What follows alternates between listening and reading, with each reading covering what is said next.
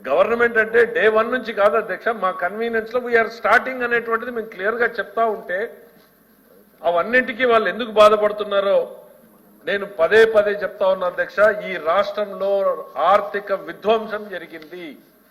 నేను నా budget speech లో చెప్పాను అధ్యక్ష, హిరోషిమా అణు విధ్వంసం జరిగితే కోలుకోవడానికట్టుగానే రాష్ట్రం కూడా ఈ ఆర్థిక విధ్వంసం నుంచి కోలుకోవాలనంటే మీరు నేను మనం అందరం కూడా కలిసి ఒక పట్టుదలతో చేస్తే తప్ప ఈ రాష్ట్రం కోలుకోదు అని నేను చెప్పాను అధ్యక్ష. వాస్తవం అధ్యక్ష, నేను రాజకీయ కారణాలతోటి మాట్లాడడం లేదు.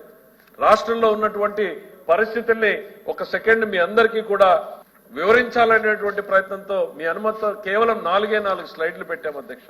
నేను ఆర్థికవేత్తని కాదు అధ్యక్ష, నేనేం పెద్ద ఎకానమిస్ట్ని కాదు, నేనేం ప్రొఫెసర్ని కాదు అధ్యక్ష. కానీ ప్రజల కష్టాలు కన్నీళ్లు బాధలు వింటూ పెరిగాం అధ్యక్ష, వాళ్ళని పంచుకుంటూ పెరిగాం అధ్యక్ష. డిస్ప్లే పెట్టమని గతంలో మీరు కూడా చెప్పే నేను రికార్డ్ సెక్రటరీ గారు ఎఫ్ఎం గారు చెప్పారు, నేను చెప్పాను. టీవీ చైర్మన్ గారికి కనపడేటట్టు ఎదురుగోటు ప్లాన్ చేయించండి. అది లేకపోతే వారికి అర్థం కాదు. ఇమీడియట్ గా ఇక్కడ నుంచి టేబుల్ మీద వచ్చే దాంట్లో ఉన్న రిఫ్లెక్ట్ అవ్వాలి, ఇమీడియట్ పైన ఒకటి ఉండాలి. మేమేమి ఆర్థికవేత్తలు కాదు అధ్యక్ష. ప్రజల కష్టాలని ఏ రకంగా తగ్గించాలి అనేటువంటిది ప్రతి ఒక్కరితో మాట్లాడుతున్నాం అధ్యక్ష. బ్యాంకర్లతో మాట్లాడుతున్నాం అధ్యక్ష, ఆర్థికవేత్తలతో మాట్లాడుతున్నాం అధ్యక్ష. గత ప్రభుత్వంలో చేసి గతంలో ప్రభుత్వాల్లో పనిచేసి రిటైర్ అయిన వాళ్ళతో మాట్లాడుతున్నాం అధ్యక్ష. తెలుసుకునేటువంటి ప్రయత్నం చేస్తున్నాం అధ్యక్ష, సరిదిద్దేటువంటి ప్రయత్నం చేస్తున్నాం అధ్యక్ష, సరిదిద్దేటువంటి ప్రయత్నం చేస్తున్నాం అధ్యక్ష. దీంట్లో 3 స్లైడ్లు ఉన్నాయి అధ్యక్ష. తమరు చూడలేరు కాబట్టి మీకు ఇక్కడ నుంచి చదివి వినిపిస్తాం అధ్యక్ష. ఈ ఆంధ్ర ప్రభుత్వానికి వస్తున్న మా కమ్యూనిస్ట్ మిత్రులు టీచర్ మిత్రులు కూడా వినాలి అధ్యక్ష. ఎందుకంటే వాళ్ళ స్పీచ్ల్లో కూడా ఇంకా ప్రభుత్వం దేని మీద పెంచాలి అనేటువంటిది వాళ్ళు కూడా మాకు సలహాలు ఇస్తే బాగుంటుంది ఈ వాస్తవాలన్నీ చూసిన తర్వాత. ఓన్లీ లాస్ట్ ఫిగర్స్ చూడమంటున్నారు అధ్యక్ష. ఆంధ్రప్రదేశ్ ఎక్కడుంది, తెలంగాణ ఎక్కడుంది, మనకు ఎందుకంటే కంపారబుల్ మనకే ఉన్నాయి కాబట్టి రాష్ట్రానికి వస్తున్న మొత్తం ఆదాయం ఎంత 24-25లో ఆంధ్రప్రదేశ్కి వస్తున్నది 1,01,985 కోట్లు, అంటే 1,02,000 కోట్లు ఆంధ్రప్రదేశ్ ఆదాయం అధ్యక్ష.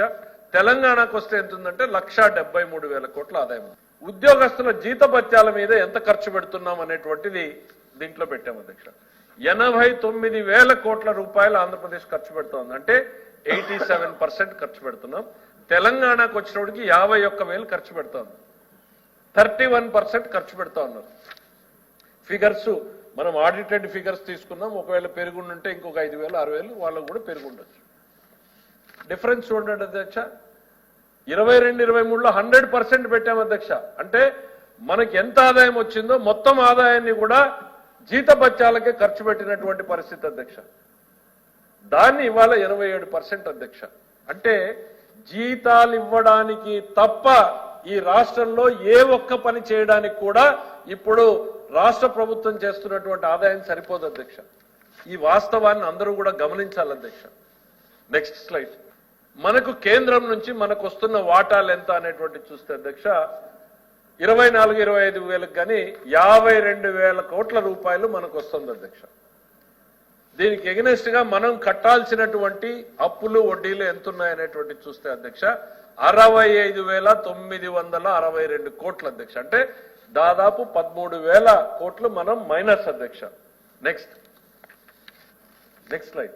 ఈ రెండింటినీ కలిపి మన పరిస్థితి ఏంటి, మన రాష్ట్ర ఆదాయం ఏంటి, కేంద్రం మనకిచ్చేది ఏంటి, మనం ఇవ్వాల్సిన జీతభత్యాలు ఏంటి, మనం కట్టాల్సిన అప్పులు ఏంటి అని చూస్తే అధ్యక్ష వస్తున్నటువంటిది 1,54,065 కోట్లు, మనం కట్టాల్సింది 1,54,971 కోట్లు. అంటే ఆదాయానికి మించి మనం కడుతున్నాం, 1% ఎక్కువ పెరిగిపోయింది. ఇది దీంట్లో అధ్యక్ష ఇది బేర్ మినిమం, ఇది కాక కమిటెడ్ ఎక్స్పెండిచర్ ఉంది అధ్యక్ష. అంటే ఏ మాత్రం నిలపలేనివి నిలపజాలనివి హాస్పిటల్స్ రన్ అవ్వాల్సిందే, స్కూల్స్ రన్ అవ్వాల్సిందే, మధ్యాహ్న బడి భోజనాలు రన్ అవ్వాల్సిందే, పౌష్టికాహారం రన్ అవ్వాల్సిందే, ఎమర్జెన్సీ సర్వీసెస్ రన్ అవ్వాల్సిందే. అంటే చిన్న పిల్లలకి ఇచ్చే ఆహారం లాంటి పథకాలు కూడా అవేవి ఇందులో రాలేదు అధ్యక్ష. కేవలం జీతభత్యాలు అప్పులు వడ్డీలకి మాత్రమే మనకు వస్తున్నటువంటి ఆదాయం మొత్తం సరిపోతుంది అధ్యక్ష. మరి నెక్స్ట్, ఎందుకు తెలంగాణకి మనకి ఇంత డిస్పారిటీ వచ్చింది ఎక్కువ ఫిగర్లేకి నేను పోదలుచుకోలేదు అధ్యక్ష. గ్రాఫ్ ఎలాబరేట్గా ఉన్నా కూడా 2014, 19, 19, 24 మధ్య మేము సంపద సృష్టిస్తామని చంద్రబాబు నాయుడు గారు పదే పదే చెప్తుంటారు. ప్రజలు కూడా అనుమానాలు లేవనెత్తుతుంటారు. ఏంటి సంపద సృష్టి అనేటువంటిది? నిజంగా ఎందుకనంటే అధ్యక్ష, మనం కూడా వాస్తవానికి తెలుసుకోవాలి అధ్యక్ష.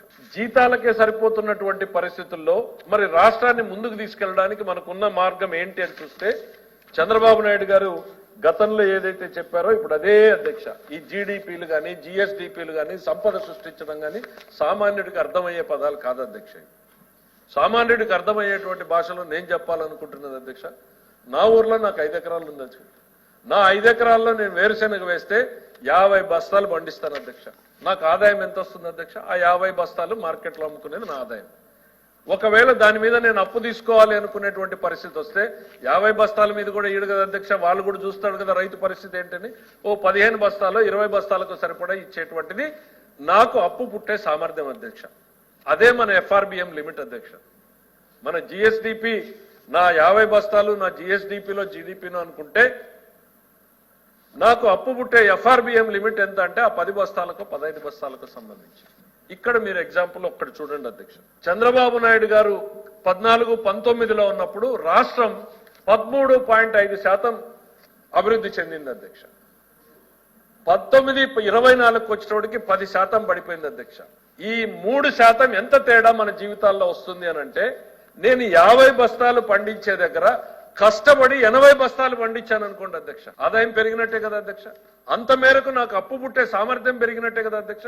అంత మేరకు నా పెట్టుబడులు పెట్టే శక్తి పెరిగినట్టే కదా అధ్యక్ష. అప్పులు చేయడాన్ని నేను ఏ రోజు తప్పు పట్టలేదు అధ్యక్ష. ప్రతి పక్షంలో కూడా అప్పులు తేవాల్సిందే, అయితే అభివృద్ధి మీద పెట్టాలి, ప్రొడక్టివ్ ఇన్వెస్ట్మెంట్ పెట్టాలి అనేది నేను చెప్తూ వచ్చాను అధ్యక్ష. ఇవాళ కూడా అదే చెప్తున్నా అధ్యక్ష. ఈ 50 బస్తాలు పండించే దగ్గర నేను కష్టపడి 80 బస్తాలు పండిస్తే నాకు అంత మేరకు ఉత్పత్తి ఆదాయం పెరుగుతుంది, అంత మేరకు నా అప్పు కెపాసిటీ పెరుగుతుంది, అంత మేరకు నాకు పెట్టుబడి పెరుగుతుంది అధ్యక్ష. ఆ 3% మేము కష్టపడి ఈ రాష్ట్రంలో ఇట్లా రైతులంతా పండించే ఉత్పత్తే రాష్ట్ర ప్రభుత్వ స్థూల ఉత్పత్తి అధ్యక్ష. వ్యవసాయంలో వచ్చేది, పరిశ్రమల్లో వచ్చేది, సేవల రంగంలో వచ్చేది కలిపితేనే మనం మాట్లాడే ఈ లెక్కలన్నీ అధ్యక్ష. ఈ 3% చంద్రబాబు నాయుడు గారు గతంలో ఏదైతే 13% 2014 నుంచి 19 వరకు పెంచారో అదే వేగాన్ని కంటిన్యూ చేసిండుంటే 76,195 కోట్ల అదనంగా రాష్ట్ర ప్రభుత్వానికి ఆదాయం వచ్చేది అధ్యక్ష. మరి అది అన్ని స్కీములకి సరిపోయేది కదా అధ్యక్ష. వాళ్ళు అప్పులు చేయాల్సినటువంటి పరిస్థితి వచ్చేది కాదు కదా అధ్యక్ష. దాన్నే మేము చెప్తున్నాం అధ్యక్ష. పడిపోయింది అనడానికి మీ కళ్ళ ముందు తెలంగాణ ఎగ్జాంపుల్ చూపించాను. మనము వాళ్ళు విడిపోయిన రోజు ఎక్కడున్నాము, ఇవాళ ఎక్కడున్నాము అనేటువంటిది కళ్ళ ముందు చూపిస్తా ఉన్నాం. మనమేమో జీతభత్యాలకు ఇచ్చేటువంటి స్థాయిలో ఉన్నాము.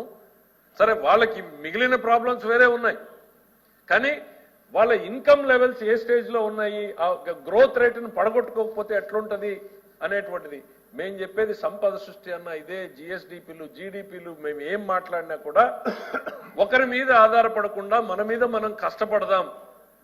50 బస్తాలు పండించే దగ్గర 80 బస్తాలు ఎట్లా పండించాలని పోరాడతారో, ఈ రాష్ట్ర ఉత్పత్తిని కూడా పెంచేటువంటి అన్ని రంగాల్లోనూ పెరిగితే రాష్ట్ర ఆదాయం పెరుగుతుంది. రాష్ట్రానికి ఎఫ్ఆర్బిఎం లిమిట్ 3% లిమిట్ ఉంది కాబట్టి ఎఫ్ఆర్బిఎం లిమిట్ పెరుగుతుంది. దాని నుంచి తీసుకొచ్చి పెట్టుబడులు పెడతాం అధ్యక్ష. ఇది సామాన్యుడి భాషలో మేము చెప్పే సంపద సృష్టి కానీ, జీడిపిల వృద్ధి కానీ, జిఎస్టిపిల వృద్ధి కానీ అధ్యక్ష. ఇవన్నీ ఏవి వినడానికి కూడా మా మిత్రులు ఎవరు కూడా ఇక్కడ సిద్ధంగా లేరు అధ్యక్ష. మరి ఈ 76,000 కోట్లు అంటే అధ్యక్ష ఆల్మోస్ట్ మనం పెట్టే స్కీమ్లన్నీ అన్ని కవర్ అయిపోతాయి కదా అధ్యక్ష.